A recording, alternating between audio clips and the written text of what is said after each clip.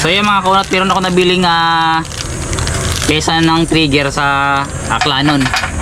Ayan, ito yung nabili kong pesa ng Aklanon, sa Aklanon na gawa. Laser cut ito mga kaunat. Kaya pare-pareho yung cutting. Ayan. Dalawang set lang ito. Kaya nga lang mga medyo may kamahalan. Kaya gumawa na tayo sa atin. So ito yung finished product natin sa ating mga trigger. At susunod ay gagawa tayo ng mechanism, yung meron ng line release.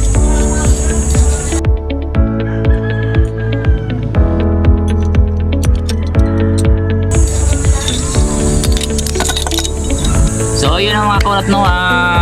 Humingi pa ako ng support sa inyo sa ating FB page sa Arjen Habonillo Kaunat. Ayan, follow tayo sa ating FB page para doon natin makikita yung ating mga upload sa ating paggawa ng mga speed gun. Sa mga orders, mga umorder sa akin, ayan, ina-upload ko doon sa Facebook ko yung mga submitted ko ng ng shipment ng mga padala ninyo, mga order ninyo.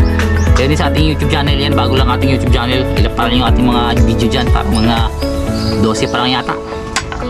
Ayan, tapos yung ating subscriber ay wala pang 100. Kaya yan, so pasubscribe sa ating sa Facebook, YouTube channel. YouTube channel nga pala natin ay EJ Sport Fishing Palawan. Ayan, EJ Sport Fishing Palawan. So yan, nagbibigay tayo ng mga tips kung paano tayo gumagawa ng mga pana. Yung mga simpleng batan lang, simpleng tirada. Sa mga gustong matutong gumawa na pana, yung mga pansadili lang, God. Ayan, tapos kung paano tayo gumagawa ng trigger. Ayan, marami na rin mga tutorial paano magawa ng trigger. Kasi talaga naman trigger talaga ay may kamahalan talaga mga kaunat. Kasi hindi talaga basta-basta ginagawa yung trigger, napakahirap gawin. Kakapasok-pasok yung kamay mo, matatamaan ka na sandir, daliri mo, yan, mas mahirap talaga.